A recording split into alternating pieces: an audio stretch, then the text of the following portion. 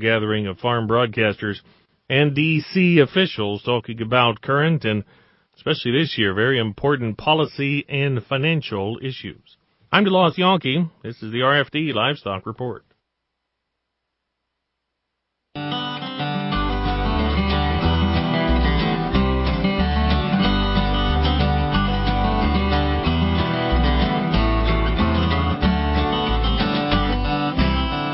A good Thursday to you. It's time once again for RFD Illinois. I'm DeLoss Yankee. Thanks for joining us. Rita Frazier will be along in just a couple of minutes. She has been in D.C. for the better part of this week. An event called Washington Watch. Farm broadcasters from or throughout the country have been in D.C. talking with folks leading commodity organizations, talking with USDA officials, and yesterday on Capitol Hill visiting with key members in both the House and Senate talking agriculture. We'll hear from Rita. She'll share some of that audio in just a little bit. Also on the program, Jim Bauer at Bauer Trading talking about a weather market. He says this has been nothing but a weather market, especially these last couple of days. Wednesday, the start of the day looked awfully good. We had some follow through. We were up another 10 for corn and 12 for beans, and while we did settle higher, we came off those highs quite a bit, but Jim has some insight to weather markets and just how many short positions need to be unwound at some point in those commodity funds. We saw some of that unwinding these last couple of days. And also Steve Kupsch at Growmark. This narrow window here for getting things done is awfully taxing on the logistics business. They actually had some help from Iowa, which is behind as a state, not nearly as behind as we are, though. They were about half done with corn planting as of Sunday. That allowed them to get some of their logistics taken care of, but plenty more to come. And be looking for a lot of slow-moving vehicles if we can get out in the fields. Stay tuned. This is RFD Illinois.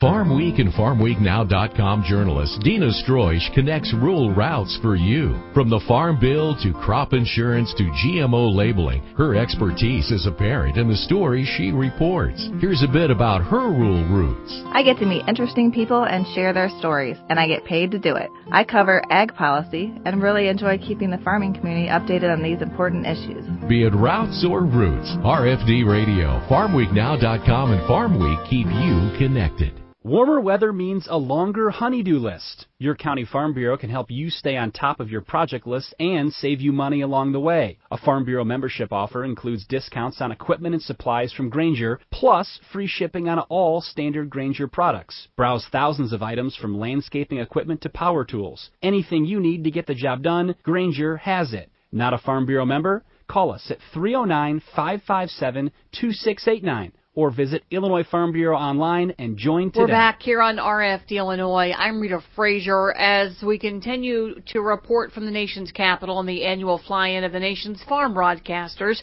We spent the day yesterday with elected officials who have devoted their careers to representing farmers in the nation's capital. Those like Senator Chuck Grassley, who is now chair of the Senate Finance Committee, pretty excited about the potential of the talks on the new USMCA. I look forward to hopefully getting the U.S.-Mexico-Canada agreement done to get good American wheat into Canada for the first time, getting more dairy products into Canada for the first time, and taking the retaliatory tariffs off of our cheese, our corn, and our pork into Mexico. I look forward to that, but I also look forward to it because it's going to lead to $34 billion worth of investment in the automobile industry in the United States. It's going to make sure that we have more domestic content in our car. So it's very good for agriculture, but it's very good for other parts of the economy as well. So I look forward to some progress being made, maybe even yet this very day, but you may have heard some references to the fact that some Canadian people are coming here to talk about it, and I think that's the last burden that we have to, before we get the President to submit it to the Congress. And then what is the Congress going to do? It's going to obviously start in the House of Representatives, and I think the The House of Representatives has been able to hold back a little bit on, obviously they can't do anything about it until the President presents it, but what are they going to do about it? And then there's things that need to be done from their point of view on environment, labor, and enforcement. They don't really have to sit down and talk turkey because they can't do anything until the President gets done. So I told the President at a recent meeting that getting these tariffs off and moving this bill along will put the focus on the House of Representatives so we can start making some progress there. Iowa Senator Chuck Grassley. Senator Debbie Stabenow, ranking member of the Senate Ag Committee, talked also about the importance of the trade agreements, also talked about the safety nets that were a part of the 2018 Farm Bill. Very proud of what the Ag Committee was able to accomplish with that Farm Bill. Getting 87 of the 100 votes to pass it on time was a big deal. She also talked about the importance of the conservation title of the Farm Bill. Because Title II in the Farm Bill is incredibly important, next to crop insurance. How our farmers are able to manage land and water through the conservation partnerships are incredibly important. And we strengthened those as well. And the good news is, and Senator Roberts and I are doing a hearing next week on the climate crisis and how agriculture can be a positive force in sequestering carbon. And we put into the Farm Bill the most climate-smart policies working with agriculture that we've actually had in any part of federal policy.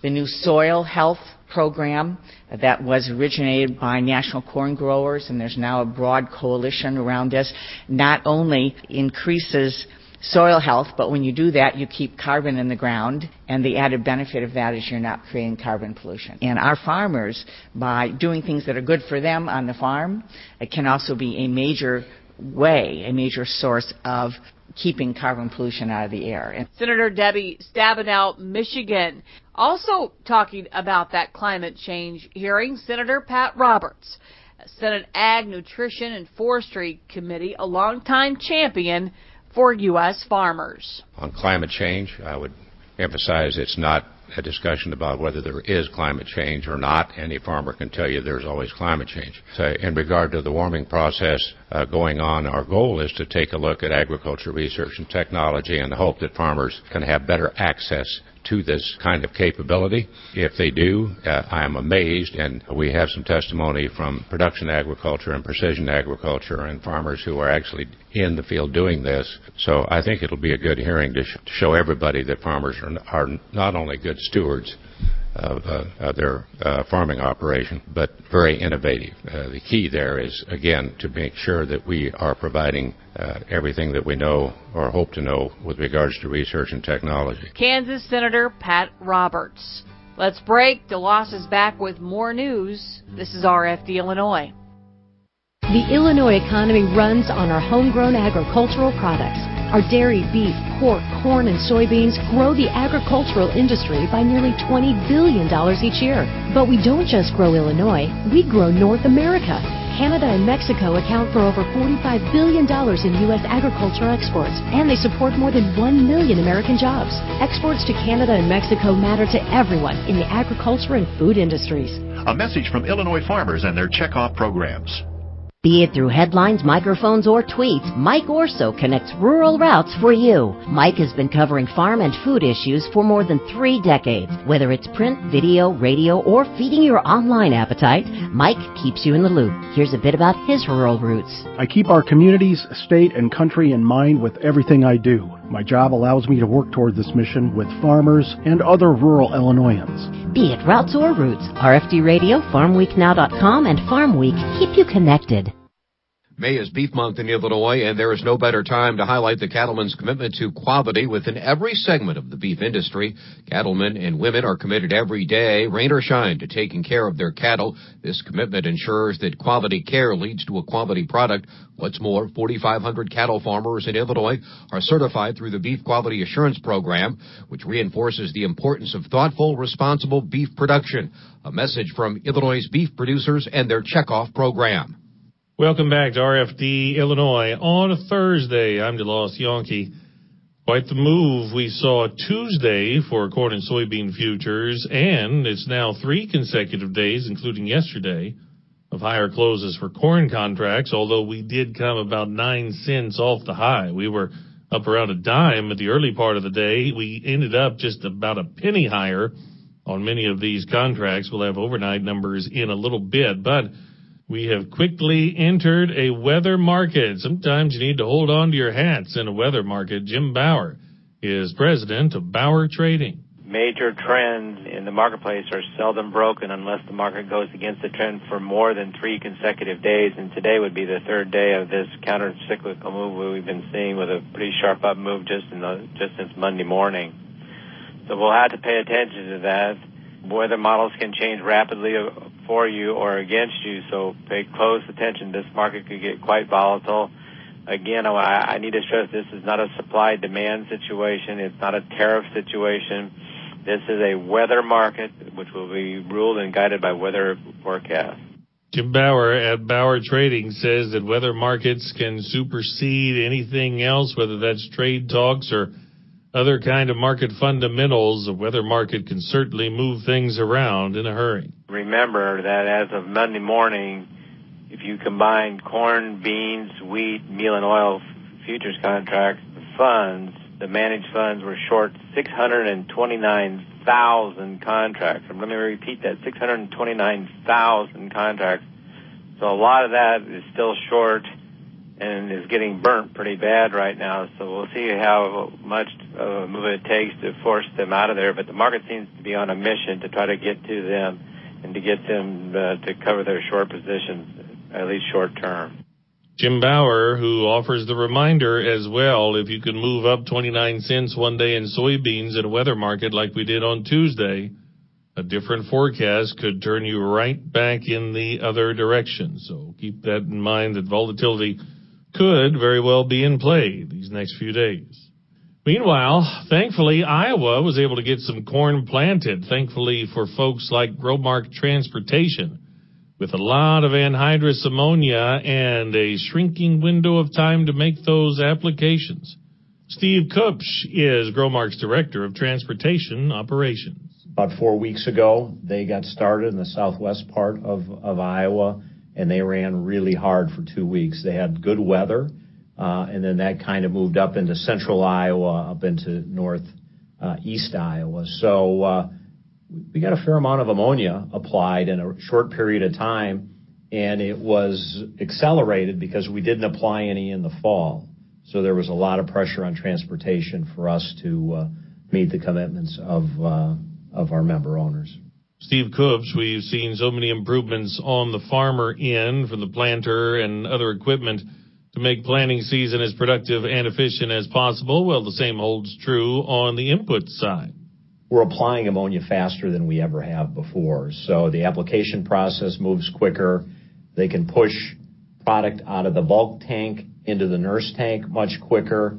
The challenge remains is finding enough trucks to meet the commitments that the customers want us to meet. And in some cases, we're delivering 20 loads in a day. So it's 1 an hour nearly. Wow. And at some of these high volume locations, which really creates a lot of planning and coordination. Steve Kupsch, Growmark's Director of Transportation Operations, was a guest earlier this week on RFD Today. Now, back to Washington, where disaster aid returns to the U.S. Senate as lawmakers try to break a political logjam over urgently needed assistance for Midwest farmers and others stricken by storm damage. Our Washington correspondent Matt Kay reports.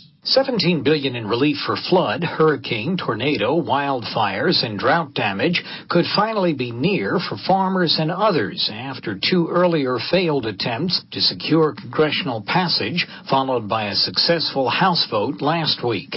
Senate Majority Leader Mitch McConnell. We need to get this done. We need to pass it out of the Senate before the Memorial Day recess. That is my hope. That Senator Shelby, Senator Leahy, the administration, and others will be able to come together and deal with this disaster like we have others. McConnell says there's no excuse for politicizing disaster aid, and both sides seem ready to break a Senate logjam with hundreds of millions more for Puerto Rico hurricane recovery. The latest House-passed bill also includes $3 billion more for flood and other storm losses for crops, dairy, and on-farm stored commodities, Army Corps flood mitigation projects, and block grants to rebuild homes, businesses, and public facilities. Georgia farmer Bart Davis told House Ag lawmakers recently U.S. producers are facing a perfect storm of problems. Commodity prices have generally been flat to trending downward due to the global supply-demand situation, trade policy uncertainties, and strong crop yields and large production in other countries. Second, most major crop producer regions in the U.S. have been hit with severe natural disasters in the past 2 years. Hurricanes in the southeast, drought in the southwest, and flooding in the Midwest. Third, the trade uncertainty and export market disruptions caused by tariffs are harming exports. Senate GOP leader McConnell says the Senate will vote next week, even without a final deal, to avoid political fallout over the Memorial Day recess. Remaining hurdles, an administration request for humanitarian border aid, and extra funds for harbor maintenance. For the RFD Radio Network, Matt Kay on Capitol Hill. This is RFD Illinois. Stay tuned. We'll break now for markets and weather. With the RFD Ag Market Summary for this Thursday morning, I'm Jim Taylor. Corn, beans, and wheat all ending Wednesday slightly higher. July corn closing at $3.69.5, up 3/4. September corn up a penny, $3.78 1/4, and December corn up a penny, $3.88 3/4. July beans closing at $8.35.5, up 4. August beans up 4, $8.42, and September beans $8.48. Up 4. July wheat closing at $4.48 3/4, up 1/4. September wheat up 1/4, $4.56 1/4, and December wheat down 1/4, $4.70 1/2. July bean meal $2.99.80, up 1.80. July bean oil $27.24, up 24 cents. In current electronic overnight trading, July corn up 5 3/4, September corn up 5 1/4, and December corn up 4 3/4, $3.93 1/2. July beans in the overnight up 3 1/2, August beans up 3 1/2, and September beans up 3 1/2, $8.51 1/2. July wheat in the overnight up 7 1/2, September wheat up 6 1/2, and December wheat up 6 1/4, $4.76 3/4 in the outside markets. July Brent crude oil $71.77, up 53 cents a barrel. The June gold contract this morning down 210, $12.95.70. In the livestock market from Wednesday, June lean hogs 91.82, up 270. July lean hogs 91.92, up 187. June live cattle 109.67, up 17 cents. August live cattle up 1/4, 106.97. May feeders 135.92, down 7 cents. August feeder cattle 142.27, down 22 cents. Cash livestock at Greenville Livestock Auction this week. Steers 130 the top. Illinois direct barrels and gilts trading $1 higher on Wednesday at 52 to 58. That's the RFD Ag Market Summary for this Thursday morning. I'm Jim Taylor, the RFD Radio Network. Good morning. This is Dan Hicks from Freeze Notice Weather with the early morning ag weather update on the RFD Radio Network for this Thursday morning. Scattered showers and thunderstorms occurred the past 24 hours across sections of the southern Midwest, including parts of the southern half of Illinois, as well as some far northern parts of the region. Daytime highs yesterday were in the 70s and 80s across most of the Midwest. Above normal temperatures are forecast over most of the region the next few days. Daytime highs in the upper 70s, 80s, even some around 90 degrees will occur across Illinois and surrounding areas right on into the weekend. Some cooler temperatures will occur at times in the northern Midwest, but a large part of the region will have warm weather through Saturday and Sunday. Rainfall across Illinois and surrounding areas will be fairly spotty the next 24 to 36 hours. Best chance for thunderstorm activity will favor the northern Midwest once again tonight into Friday. A gradual increase in coverage of rain and thunderstorms will occur across the Midwest this weekend as a new system moves in slowly from the southwest, and most areas will pick up some rainfall, especially during the weekend into early next week, as coverage of showers and thunderstorms increase across the region. Looking ahead into next week in the 6 to 10 day time frame, it does look like a fairly active weather pattern will occur across the central part of the nation. Troughing aloft in the upper atmosphere over the western U.S. and high pressure aloft in the southeastern U.S. will result in a southwesterly flow across the Midwest. This should bring plenty of Gulf moisture northward into the region next week, with fairly frequent chances for showers and thunderstorms. Greatest amounts of rain for the 6 to 10 day time frame will fall in the western half of the Midwest with above normal amounts. Lightest amounts will be in the far southeast with below normal rainfall. Near normal 6 to 10 day temperatures are forecast here in Illinois. I'm Dan Hicks from Freeze Notice Weather. I used to say I was an Illinois Farm Bureau member because it gives us farmers a voice in Washington. Then there was a bad regulation proposed in my community. That's when I learned what my county Farm Bureau does for me right here in my own backyard. From giving scholarships to local kids to tackling township or zoning concerns, Farm Bureau starts right here. And now, that's why I say I'm a member. Call your county Farm Bureau and rediscover your grassroots power. If you're in the mood for some sprucing up, you're in luck. From big to small or farm to front yard, your Illinois Farm Bureau member discount from John Deere is ready and waiting to help. It's easy to think green when it's the Rewards Loyalty Program with savings on equipment, special parts, and home and workshop products. Whether your tasks involve mowing, planting, or cleaning, you'll be set for whatever your work requires. All you need to do is sign up, have your membership number handy, and go to johndeere.com/Farm Bureau. All ag. All Illinois. All now. There are a lot of smartphone apps out there, but do they have what's important to us here in Illinois? The Farm Week Now app does, and it's always at your fingertips. All ag, all Illinois, and 24/7 where and when you need it for free. Go to your app or Play Store on your smartphone, hit search, type in Farm Week Now, that's one word, and download it today. Brought to you by Illinois Farm Bureau, where we're all about farm, family, and food. Hi, this is Sabrina Hardy, RFD Business Manager. I want to thank you for listening to the RFD Radio Network, the #1 ag radio network in Illinois. Did you know RFD Radio Network's programming is being broadcast by Rita Frazier and DeLosh Yankee with a combined 50 years of broadcasting experience? Join us daily. If you have any questions, email me at chardy@ilfb.org.